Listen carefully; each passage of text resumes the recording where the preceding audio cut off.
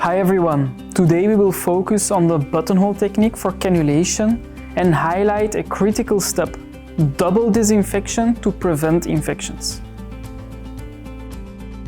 The buttonhole technique involves creating a consistent track for needle insertion. While effective, it requires strict infection control to ensure patient safety.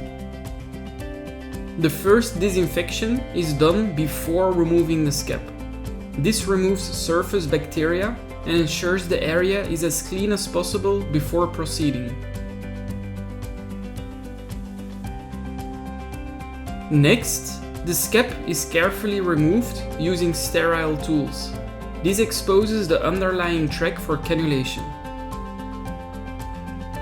After scab removal, a second disinfection is crucial. This step ensures that any bacteria introduced during scab removal are eliminated, reducing the risk of infection.